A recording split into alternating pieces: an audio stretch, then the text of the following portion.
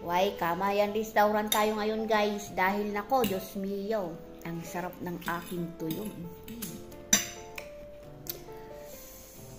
Way, ang dilis ko. Sarap-sarap na. Kain tayo.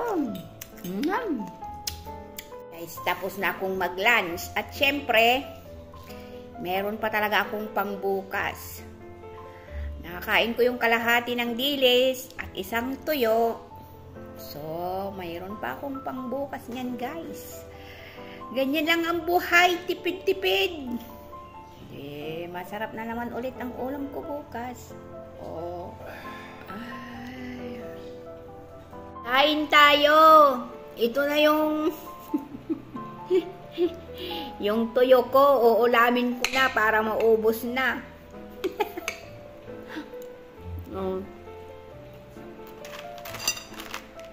Yung dilis ko. Napaka-crispy. Ayaw nyo ba tong guys, itong dilis na ito? Dilis ng binmali. Sarap. Yung kapatid ko sa Aguilar nagtitinda ng ganito.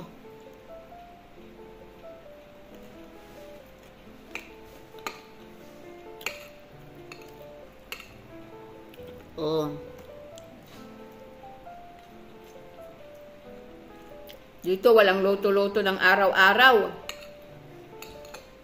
Kung ano yung natira kahapon, yun pa rin ang kakainin ko ngayon. Sino magluluto araw-araw? Punong-puno yung rip namin ng pagkain pero walang nagluluto. Kaya tignan nyo.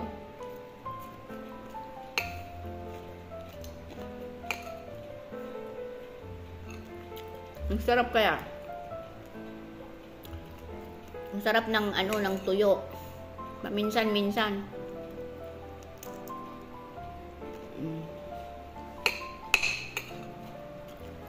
Dilis. Tuyo. Itong dilis, hindi ito maalat.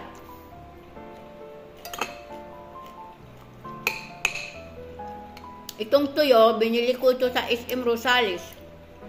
Ang sarap niya.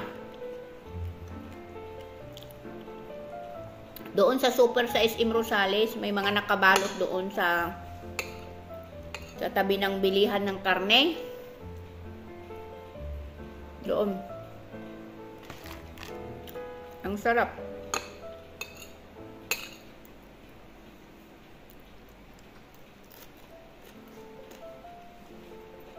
As in, hindi siya talaga maalat.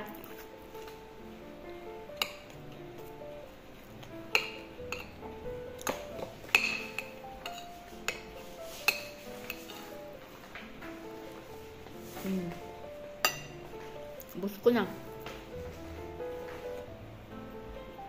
Pati nga ulo kinain ko.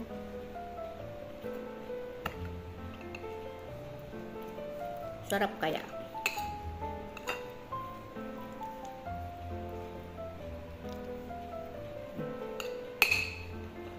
Wala na.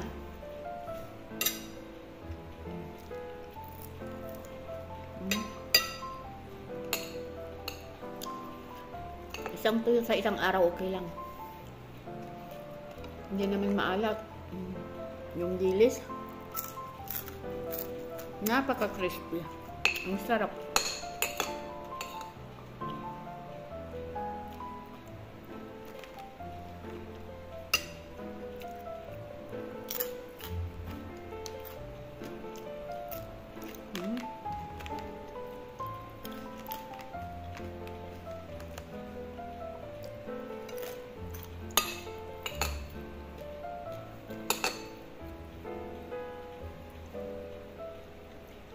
Pag may tuyo, kailangan talaga kanin.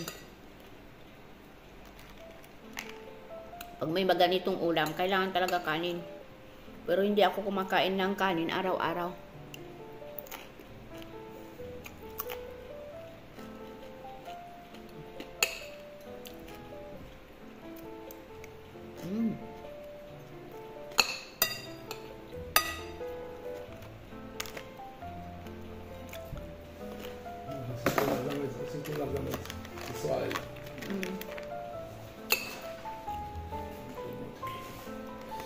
Questo è come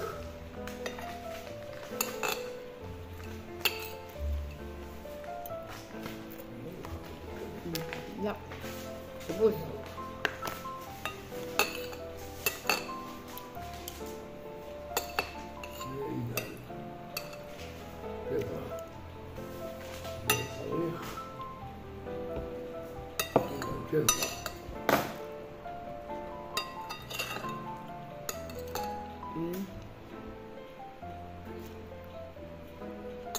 Parole che ho visto.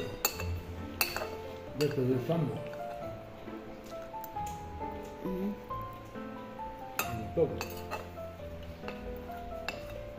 Ayan guys. Taob.